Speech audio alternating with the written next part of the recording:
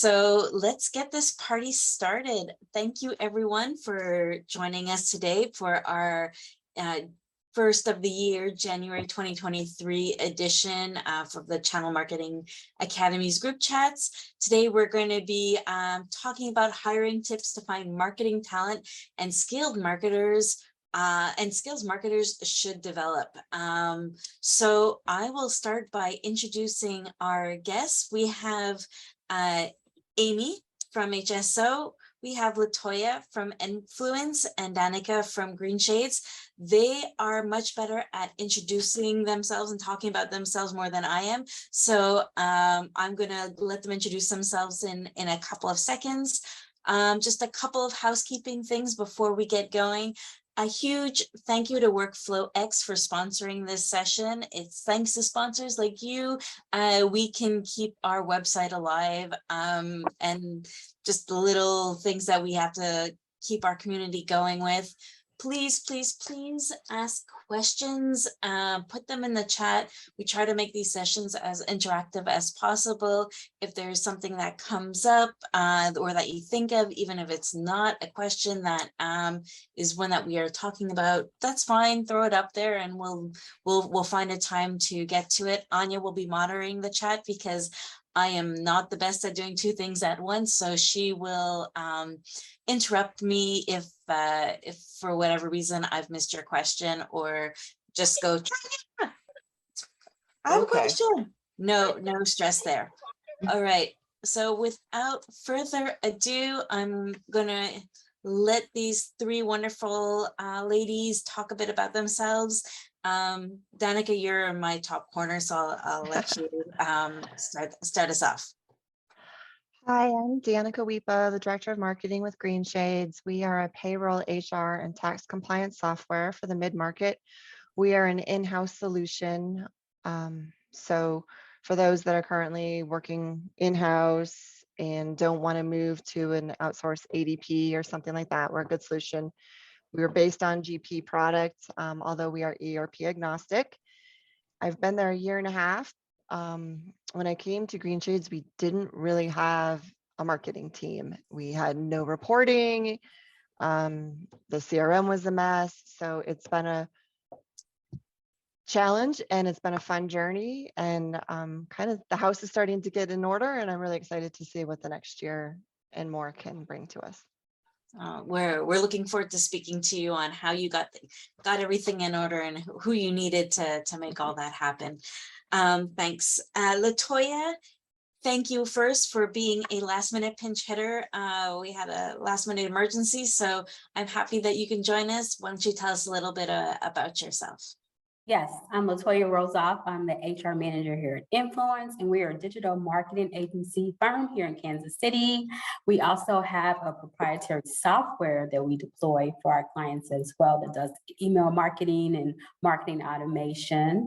I've been with Influence for 3 years now, and I've been in the HR world for 18 years. So I started when I was 3, and most of that experience being in distribution centers and financial institutions. And so this is my first time being on the creative side of things, learning the digital marketing world.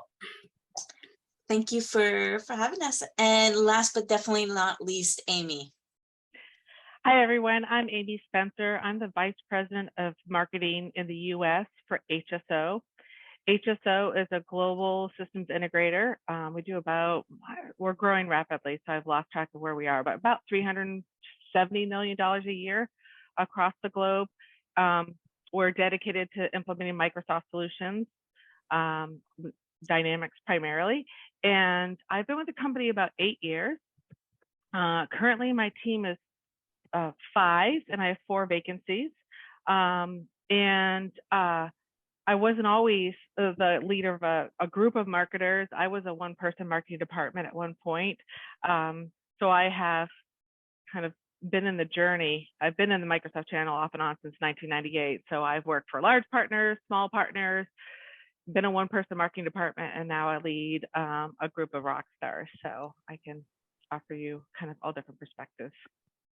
Definitely. I've known Amy for a while now, and she's always a good person to go to for sanity checks and for like, okay, now what do we do? So it'll be good to have her talk about all of her different experiences as well. So without further ado, so we're breaking this down into different sections. So our first section is on searching for talent. So all of you managers out there, or people who help out HR in the recruiting process, this will be interesting for you guys. So question for the group is, what are you currently doing to attract prospective employees to your companies? So Amy, I'll let you kick this one off. Yeah, it's a talent war out there, especially when it comes to for consulting. And so HSO is really dedicated to ensure we have really great benefits. So things that attract talent to our organization are a limited PTO. You can work from anywhere. We will work from anywhere before COVID, so it was already part of our DNA, which actually helped us when COVID did hit. We were able to transition and continue on without a blip. 401k, tuition reimbursement, great training, culture. We make sure people, when we interview people, we make sure they understand our culture as much as we decide if there's a fit for the need. We make sure it's a good cultural fit too. And we empower our employees, to give them autonomy, things like that. No, I think culture has become more important than ever, especially now that we're a little bit all over the place. You need to have some kind of common thread to keep everyone together and work towards that goal. Danica, what do you guys do to attract? One of the similar values to HSO, I have a CEO who was the founder, owner of the company, and he is notorious for saying "I love you" in company meetings, and he honestly means that. In fact, we were going through a strategic planning session earlier this week, and he said, it was like, why do you work here? And he's like, honestly, I work here, I run this business for you guys, for the employees. Like, what brings me joy is to make sure you guys are all happy doing your job, which was really great to hear. I think emphasizing quarterly bonuses, and this is something that was new to me prior to coming to GreenShades, but that is a huge perk. And also knowing what your bonus potential is versus being arbitrary, I think that goes a long way. In past employers, I didn't know what bonus was going to be at the end of the year. So, I think some people plan for those things. So that's the bonus thing, and especially quarterly has been really big asset to my team. I think it's such a competitive market that yes, we won't hide it. Yes, there's the cultural side and working somewhere you have choices, so you want to work somewhere that's cool. But the monetary, let's call a spade a spade. It still has a lot to do with it, and I think breaking it down quarterly and having those little pieces that you only have to wait 3 months to taste a little something, or in my case, buy new shoes. That kind of makes it just that much more tangible as well. Mm-hmm. I forgot to mention that. That's one of the biggest things at HSO we love in the marketing department is the quarterly, not annual. I thought you were going to say shoes. I'm like, yes, honey. No, Mama needs a new pair of shoes. But it's quarterly, that's key, right? And then also having a bonus plan to kind of echo what you were saying is that's tangible and measurable, and not some kind of smoke and mirrors and arbitrary, and you don't know quite how it was arrived at. Ours is very clear, and you can go in and see where you are at any point. So that's key too. I think it's important to know what you're striving for too, and stuff like that. So where do you find the majority of your talent? I think we're all like wondering what the secret sauce is here. Latoya, where are some of the places you start looking when you're recruiting? Nope, you're on mute. You're on mute. We were having. Sorry about that. So we have a really great referral process. So we always start in-house, trying to recruit from our associates. Obviously, we have LinkedIn, and then we have a concerted effort for diversity. So we've been casting the net pass LinkedIn to various diversity boards, the Brand Lab, and that they're an awesome organization that helps with marketers that are junior upcoming in their careers. And we also have been connecting with our local Chamber of Commerce for talent as well, and posting on their job boards and going to networking events and kind of getting our name out there. So obviously LinkedIn is a great source. And then outside of that, we've just been one of those concentrated job boards. I think that's it. We've all gotten used to going, oh, we're looking for a job, let's go to LinkedIn, but we forget that there's still all these other communities out there that are looking for people, and young talent too. I know for me at Bamboom, we've really pushed to get a lot of new young talent in, and don't underestimate them. They have some great ideas, and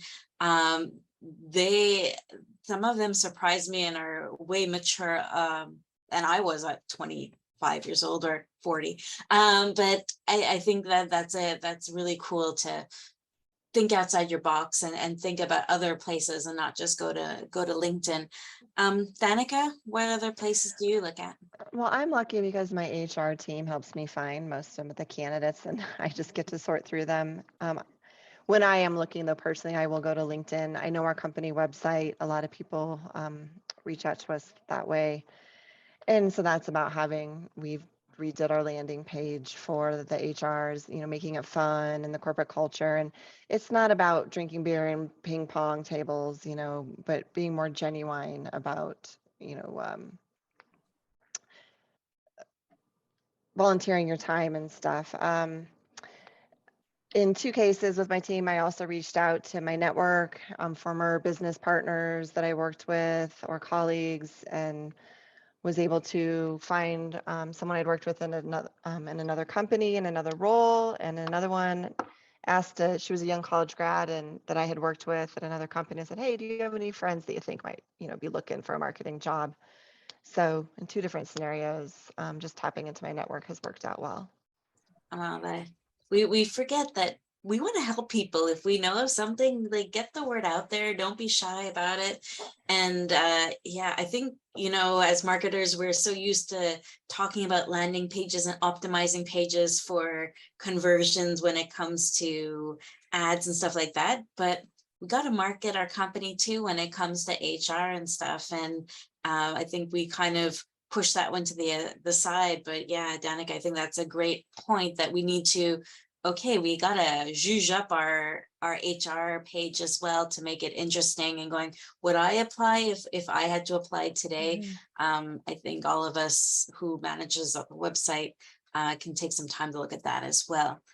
And now flexibility has become also a big key word in the market. So what are your guys's percentage or ratio between full-time and part-time or contract work? Amy, I'll start with you. Yeah, I really like the mix that we've established at HSO, and it's about 75–80% full-time employees. And then we have a really nice group of contractors, long-term relationships that we've had for years and years and years. So there's some roles like our industry marketing lead that I would prefer to employ full-time. I want somebody to really own that goal. We're very goal-oriented and have, drive the bus, right? And feel empowered and all that thing. So I feel like that type of role is best in-house. Same thing with our marketing operations role. So the industry marketing lead they develop the strategy and they develop the plan, and then the marketing ops person is their partner to execute it. So I like those roles in-house. It feels right. But then there are a number of other roles we outsource. So for 8 years, we worked with the same contract writer. For about the same amount of time, we worked with the same graphic designer. Now we're working with Peter at WorkflowX on video, and that's something we outsource, but we feel like he's an extension of our team, and that's a long-term relationship. So when we do use contractors, it's with the long-term in mind. And in most cases, in all cases, we regard them as if they're our colleagues, and just the way that they're paid is a technicality. And then occasionally, sometimes their email is different than ours, but sometimes our contractors even have an HSO email address. The one thing about outsourcing some of your functions is that if you get MDF, Microsoft Development Funds, you can use those invoices as proof of execution, where you can't use somebody's salary as proof of execution. So that's something to keep in mind. And we want to squeeze Microsoft for all those funds, those co-op dollars, and squeeze them dry in the nicest possible way, because we're spending that money back on Microsoft. But yeah, don't leave money on the table. Our budgets are already maxed out in lean, so do whatever we can there. Latoya, how is it at Influence in regards to ratio of employees? Yeah, so right now we are primarily, everyone is full-time, but we will bring in contract work for like some behind the scenes or maybe some technical technical skill sets that we need, or big projects, or maybe some surge projects where we might need some contract help to help out in the interim, but mostly everybody is full-time. And Danica, what about you guys? My staff is all full-time, but I did just do the quiet hire when I brought on one of my contractors when we had a person quit kind of unexpectedly. So I had to shuffle some of the team around, and luckily I had a contractor that we were able to bring on full-time, but the strategy gave me the peace of mind, without taking the risk on someone not working out. And it also eliminated the delay and expense of finding an additional hire. So we were very fortunate. I think that's awesome when you can find good contractors that really come into your business and really see as an extension, and not always having to repeat every 6 months, like restart over the process. That's worth gold, Amy. Like, share your secret sauce on how you keep them, because for sure that is something super important. So a shameless plug, I'm going to say the Channel Marketing Academy has a job board. So if you're looking for marketers, please don't hesitate to reach out to Anya or Michelle, and you can have your stuff posted there. Or if you're searching for something, we have some great jobs that are currently being posted there as well. So I know Anya would be right on that one. So the link is now in the chat. So before we continue, I am also going to take a quick commercial break to thank WorkflowX once again for sponsoring and keeping this channel alive and keeping our website working. They offer a high quality content creation service at 50% less cost and time than traditional creative agencies. And what they do is they really specialize in videos, and they've got your back. Special value draw for today. They're giving away a 1-hour video strategy call with Peter. He's on the call today. So it's a value of $500. The goal of the call will be to determine what videos you should be doing in 2023 that'll have a maximum impact on your business. If you guys, want to better your chances, or if you don't win, but want to show Peter some love, put a little note in the chat. I'm sure I'm just gonna, he's a nice guy. I'm sure he'll do something special for the non-winners too. If you give him a special little shout out, or if you've worked with him in the past, we are always looking for testimonials on how we've worked with them. So thank you, Peter. He's taking time out of being on the slopes for us, so that shows commitment. So thanks again. Now we're going to move on to our next topic, which is upskilling your team. I know sometimes when teams grow, we don't always have the budget to add someone new, and we just have to be creative. Or young talent, they've been in one section doing one thing. How do we get them to grow into a new position? So I think this is always something that we have to continuously do within our organizations. So Danica, I'll start with you. What skill sets do you look for, technical versus non-technical? I guess that we all have different levels, but maybe some of the most recent things that you're looking for in some marketing folks like us.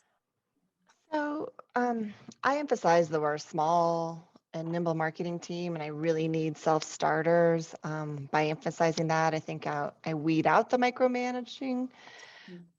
That being said, I've also been shocked to discover how many people do want to be micromanaged, but by not micromanaging, I instill confidence in my team that I trust them. And I ultimately think the majority of good marketers that are creative don't want to be micromanaged. They want to be able to explore ideas on their own. So I'm not sure that I really answered your question, but I just really want to make sure that you can join the team and hit the ground running, and not everyone can do that. Yeah, and I think and not everyone wants to do that either. I think that's something very interesting that maybe as someone who's looking for a job to bring up on how they were self-starters in the past, or if you're looking at smaller or nimble teams, like how can I add value today? I know there's going to still be a ramp up period, but what can I do day one to help out your business? So I see the value of having people who, I'm busy too. I don't want to manage you all the time. You do Right. you do you know, and also people that it looks like maybe in their past they taught themselves how to learn Webflow or whatever, design platform you're using, or videography. I had a candidate that was kind of the runner-up for our web design position, and we ended up creating a position for him because we thought he had enough skills that could transfer into learning our marketing automation platform. I think that's fabulous too, that like you're hiring on like not skill but chutzpah, and like having that, okay, that gut feeling that this person has something. We can teach you the skills later. I've learned a lot of things on YouTube or from other blogs out there, the amount of content, and I think that's key. Any kind of marketing platform out there now, you can do a lot of soul searching and a lot of learning, self-learning, and that is a big, I think that is a non-technical but technical skill that we're going to see more and more of moving forward. What about you, Amy? What do you look for in a team? Oh, exactly what Danica said. So I'll tell you right now, I don't care where you got your degree from. I don't care if you have an MBA. I don't even look at where you went to college, to be honest with you. I care about things like that are like results oriented, taking initiative. You definitely have to have a technical aptitude today to work in. So there's no lifeguards in the pool, in the dynamics pool. We all have to be strong swimmers. The nature of our business, the size of the typical partner, can't warrant someone who could only focus on Google Analytics. Like most of us have to be Jack and Jills of all trades, and so much of what we do is app oriented that you need to be able to teach yourself and pick up apps. Like you don't have to know go really deep in every one, but you need to know a lot about a lot of things, a little bit about a lot of things. So I do look for a technical aptitude, whether it's a technical role or not. Somebody who can learn quickly. And it's more like personality traits that I look for than actual hard skills. I'm looking for experience. Like, can you see the big picture? Can you kind of assess the situation and recommend a solution, or have the desire to find a solution for a problem, be very problem oriented? Those are the types of things that will definitely get my attention and want to bring you on the team for sure. No, so Latoya, how do you find these things? When you must see a lot of CVs and a lot of LinkedIn profiles. How do you pick out some of these things when you're looking at profiles? And I'm sure you see a smorgasbord of them. How do you how do you judge what's technical, what skills people need and stuff like that? Yeah, it's going to be dependent on the role. So if we're hiring for like a leadership role or manager role, I want to see those soft skills too. How have you developed the team? How are you like client facing? What was the team's results underneath your leadership? And so, same thing in interviews, right? We're going to ask you, talk to us about how you dealt with a difficult customer. How do you handle conflict management? So depending on like a leadership role will probably be, I'm looking for a good balance of those soft skills and those technical skills, and heavy on things like emotional intelligence and things like that. Technical skills, if you're not customer facing, probably more going to focus on proficiencies in that area that you're in. For example, if you're an SEO expert, right? We're probably going to dive a little bit deeper in your results orientation and strategy. So it kind of depends on the role. Totally. I think I kind of threw a hard question at you too, because in marketing, there's so many different types of roles too. Like you have the super technical analytics, let's get into web stuff. And then you have the more managerial or more creative, and that's a whole other beast in itself. So yeah, I think we just have to be aware of what is our main objective that we want to get out of it, or what do I need the most out of someone on my team? Do I need to like go, I'm throwing you off the deep end, I'll be there to save you if you're drowning, but I need you to know how to swim, like taking Amy's analogy a little bit there, or I don't want to micromanage. I don't like micromanaging, and I want a team of, I don't want a team of micromanage. Like I don't know how to do that anyway. So I think looking to our inside, what we need first, and having a good role of that makes things easier too. And so how do you upskill after that? So you found the right people and you want to keep them. How do you continue to educate your team? Like where do you find classes, or not classes, but just how do they stay up to date on what's going on in the market and trends? Because that's a big thing in marketing. It's always changing, and I definitely did not learn that at school. So Danica. Yes, everyone at GreenShades gets a $50 a month continuing education credit. I have let some of my team save up their credits to then like do something that costs a little bit more. But this could be for books or anything online like Skillshare or Coursera. We also have a book club that some of the executive team leads. So I think one of them, Remote Not Distant, was one of the last books as part of that club. So that was kind of a fun experience, although I'm like, I love that $50. It doesn't seem like a lot. So for an employer, that seems very tangible. But yeah, like there's so many, one-off 2-hour classes out there, or you save up for something a little more. That's really, really cool. And I really like that book club idea. I know, Anya, you're going to hate me that I'm saying this while you're recording, but I think the Channel Marketing Academy, I think we've talked about it in the past, but could be a very cool idea. She's like, no, I don't need any more work. But if you guys have any books that you think could be cool, maybe put that in the chat as well, because I think, yeah, just staying up to date on what's going on in the market is a very cool idea. Anya just says she's now recruiting for a book club leader. So if anyone wants to be volunteer, join the Cool Kids Club, that would be awesome. But yeah, sorry, Danica, I loved your 2 ideas, so I totally cut you off. It's all good. Just to kind of don't dismiss the book club thing, right? Because I've learned the most through my peers in the channel, and I met those peers through forums like this, right?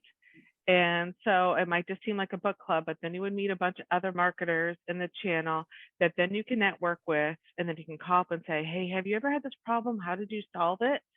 And oh, by the way, once you form that network, then you can say, hey, I'm hiring for X job. do you know anyone who would be a good fit? Mhm. Don't underestimate the power of this networking, the networking you do in groups like this, and a book club could be a really good catalyst to meet people. So there.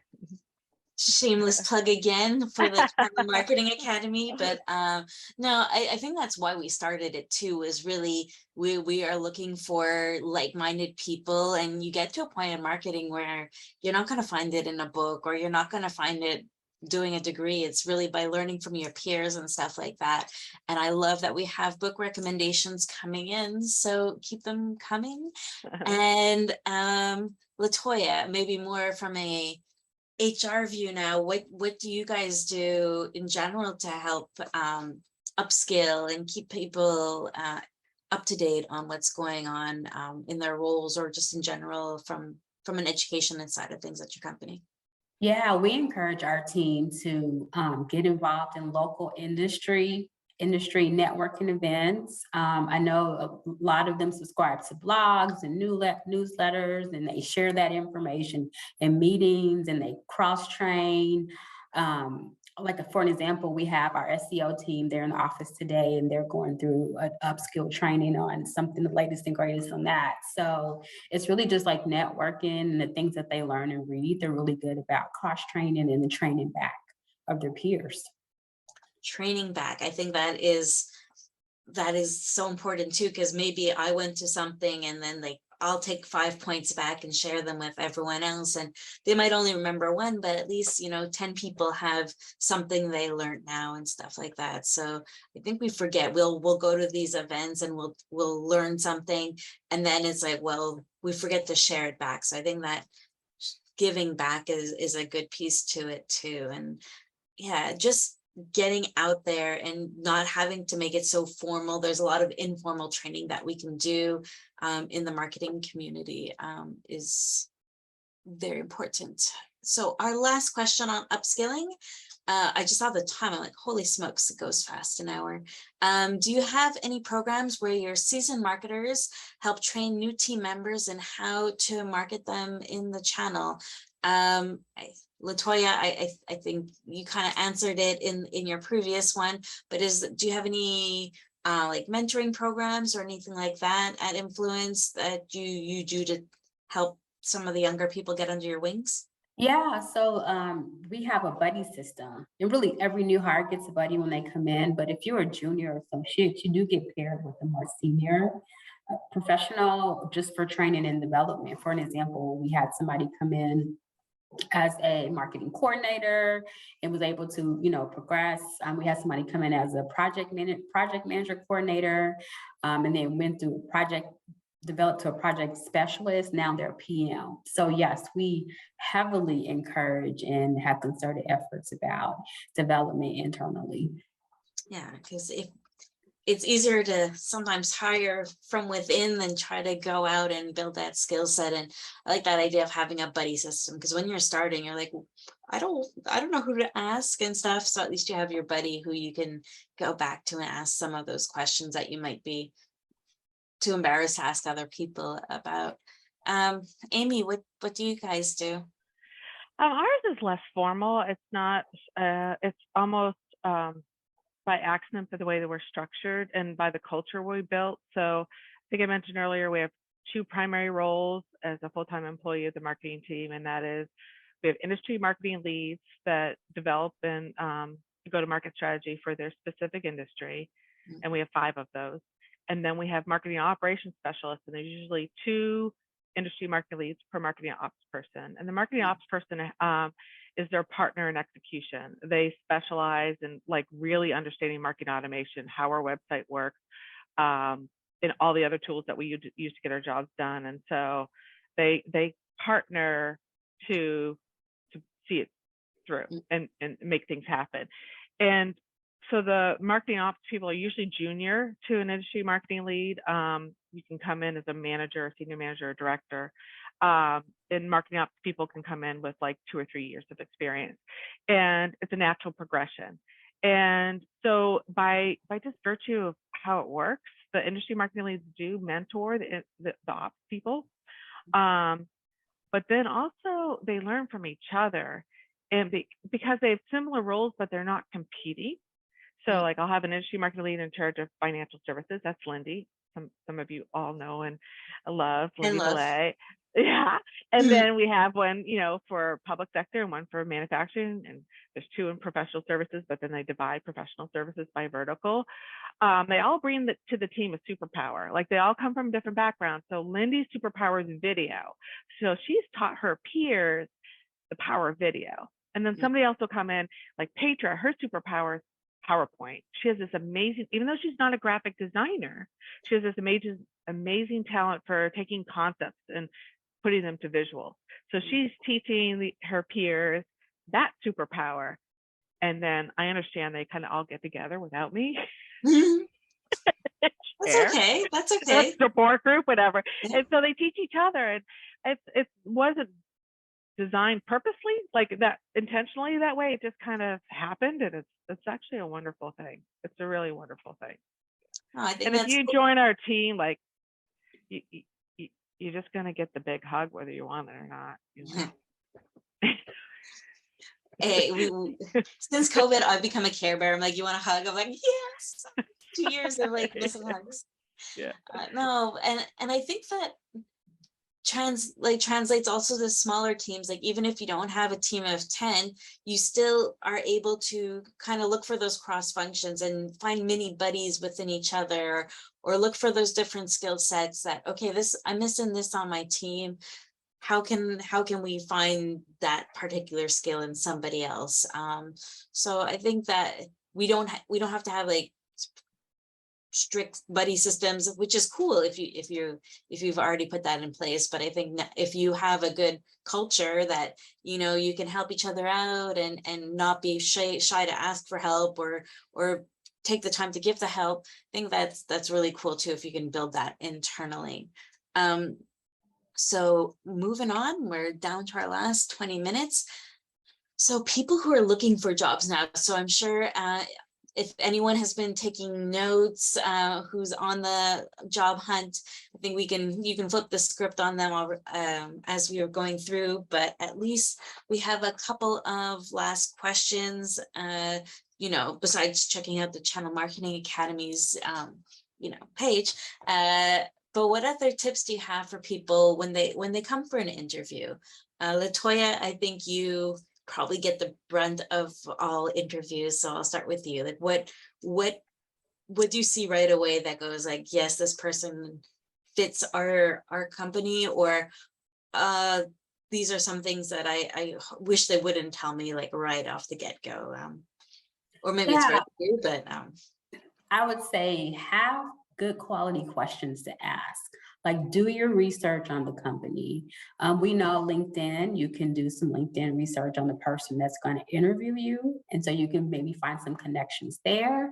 But also think about like, go back to their culture. Ask them questions about their history. What made you implement this vision? You know, and think about the things that make you happy and empowered to come to work. If you're in a community service and that's one of their pillars, ask them questions. What are you doing in the community? What has been the result? But I would say ask questions about the business metrics. You know, how is the company performing? And of course, they won't give you confidential information, but they'll give you the information, you know, that they can share. But have quality questions and asking questions. How will my success be measured? That will kind of give you ideas, you know, how structured or non-structured they are. What are going to be my responsibilities in the first 90 days? How will I be trained? What does the training program look like? So I'm always at awe of those candidates that come in and have those well thought out questions, because, you know, at the end, you know, the interview is twofold. You are being interviewed and you're interviewing the company as well. So that kind of always connects me with, oh, this person really wants this.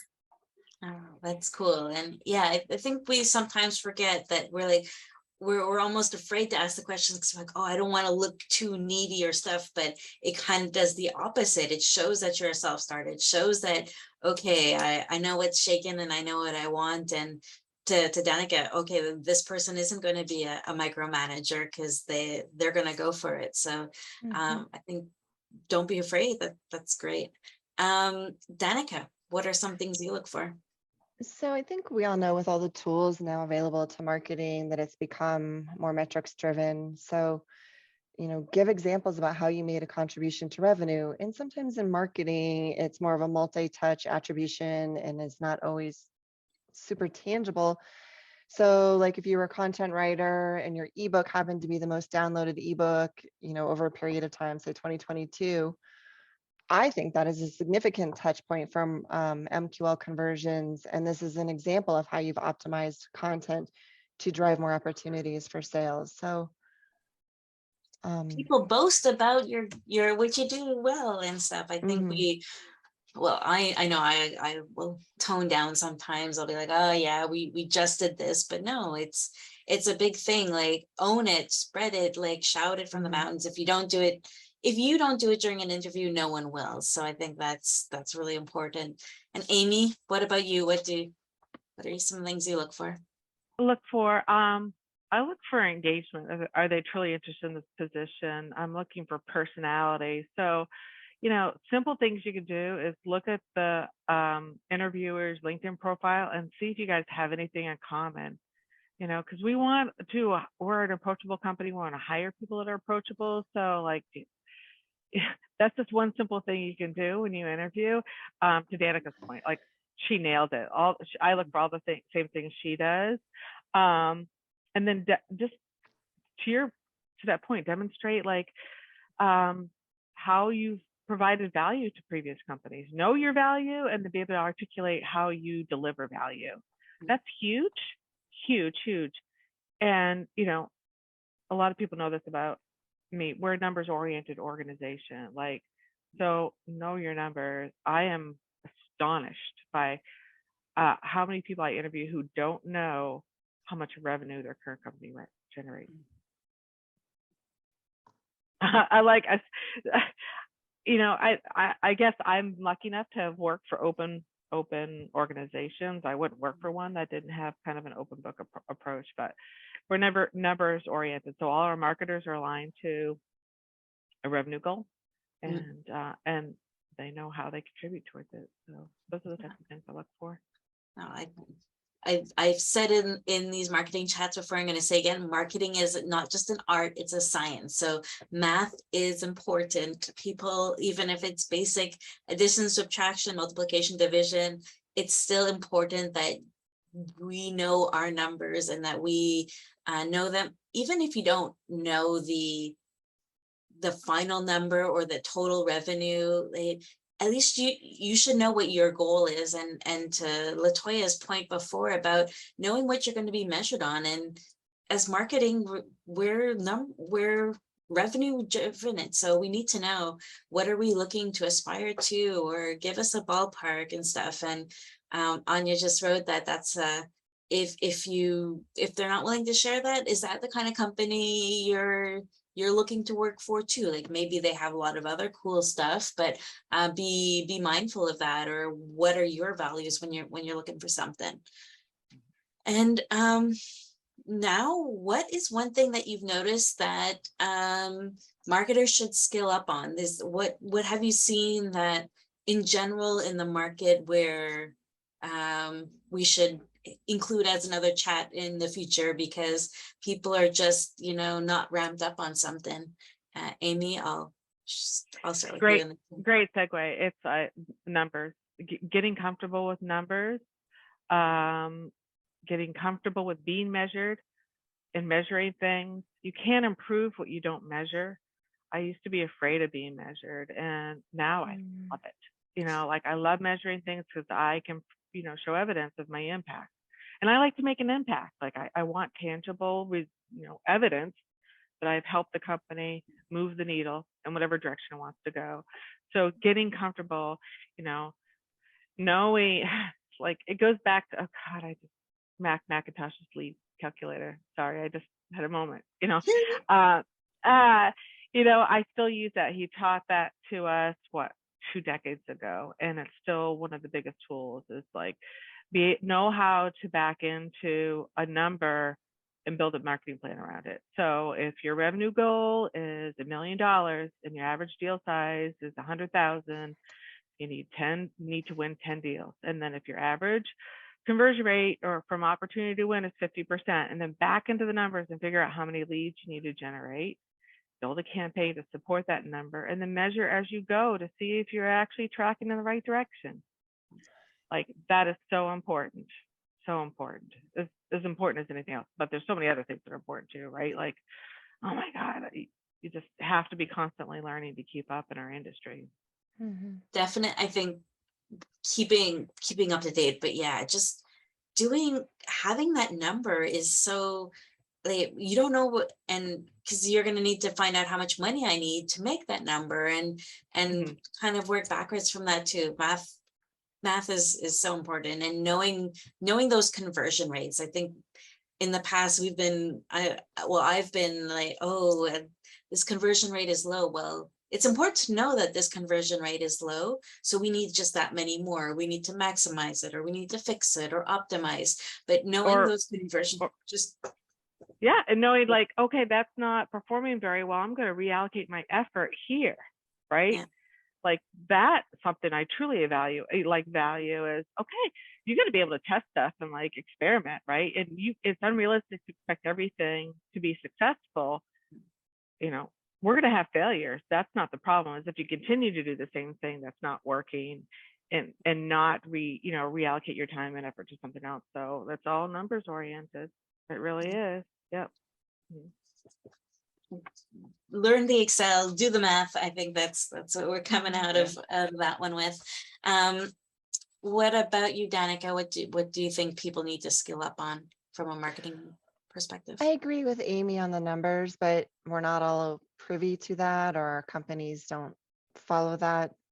So just lean into what you do know about what contributes to that in terms of the MQL and SQL process. But I think for me right now, it's like the ChatGPT that's becoming ever more important in creating and engaging personalized content for a target audience. But the challenge will arise when people rely on ChatGPT too much, and they don't learn how to present that material appropriately, or they don't know their product well enough to actually, know what's the truth and what the chat spit out. So I think marketers should also skill up on UX, and because it can prove the effectiveness of marketing campaigns, ultimately lead to better conversions, hopefully customer satisfaction. And like, it could be simple changes such as like where your button placement was or the size of your button. It's not always really big changes, although we did do a drastic UX conversion. But that's been really fun thing for me to learn from my team, was about UX and the importance of it.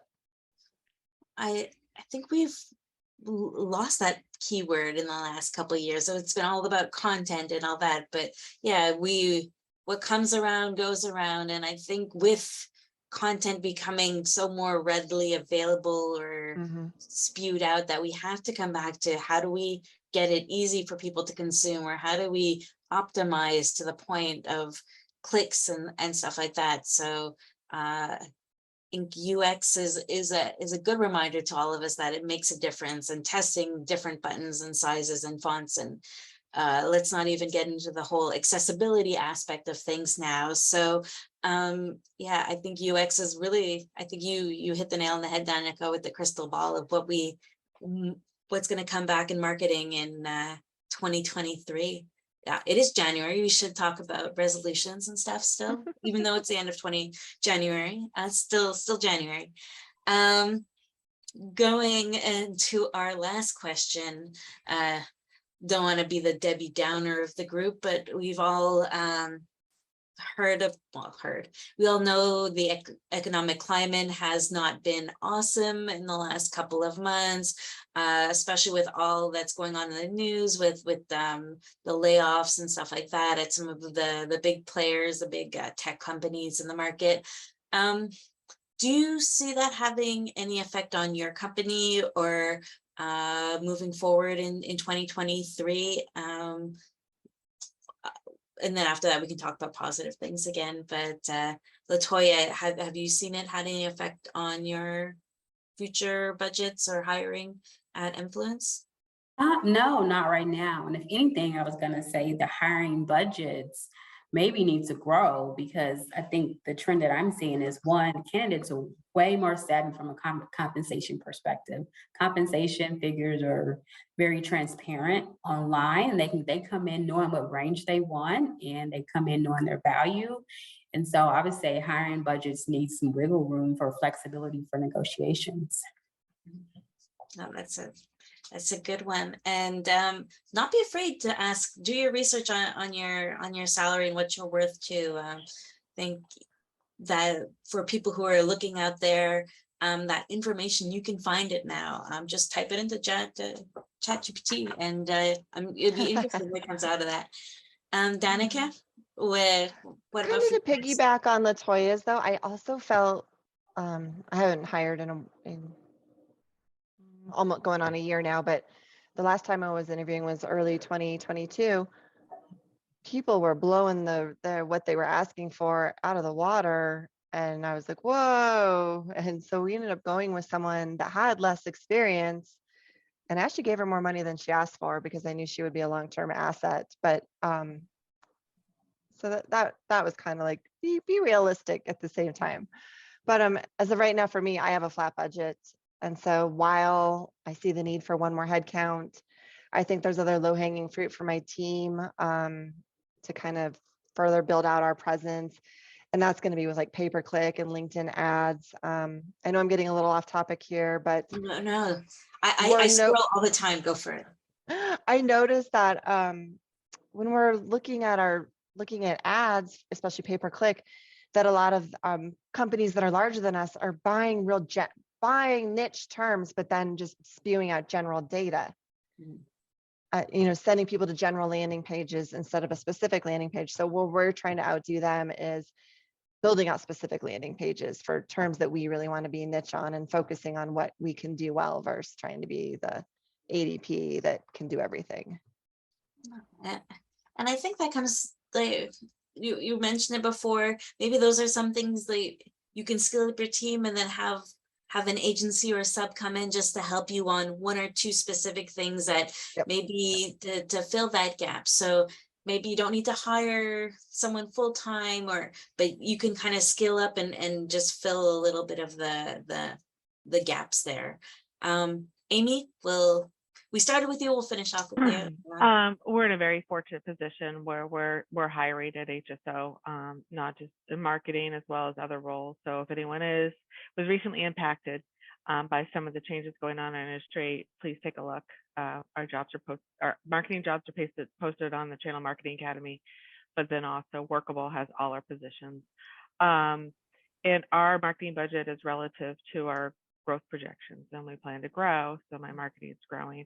So I'm in a very lucky position where I'm able to add 2 roles, and then I have 2 vacancies, so I'm actually hiring support people now. So we're very lucky. I almost feel guilty, like with everything that's been going on. No, own it, girl. Like with the Microsoft channel, but so we're in a very fortunate position, and but we're cautious. We're growing judiciously. We're not going crazy. We're not like, the sky's the limit. It's all within reason. It's all got a business case to support it. So, and I think that's good to see, like, okay, some things might be flatlining, but there's still pockets of companies that are still growing, and there's still industries within these pockets that aren't being as severely hit by what's going on. So I think we finished on a good note, so we're gonna stop it here. Go check out job boards, and there's still opportunities out there for everyone. Didn't see any questions in the chat. Anya, did I miss any? No, thank you. All right, cool. No, we have a very quiet group this time. So yeah. Does anyone have any questions? Oh, we got one. Mike got one. Ask and we shall receive. So this one's from Mike. Danica, we did a small number of niche landing pages for ads. Seeing you seeing the same kind of opportunity you mentioned, one of the nice pages turned out to provide the most leads of any for the year. So maybe Aw, you and Mike should cool. connect after and share notes, but that's cool to hear. And this is why we love this community. Sharing is caring. So on that note, I want to thank you so much, Danica, LaToya, and Amy for being our guests today for this month. And shameless plug for next month, please join us as we talk about creative ways to drive webinar attendance. So on February 17th, still a hot topic, still very much a part of our daily lives. So please go register.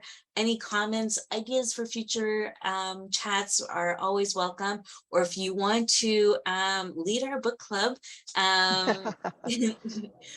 Anya would be more than happy to take you on for this team. Thank you again and have a good rest of your day, everyone. Bye now.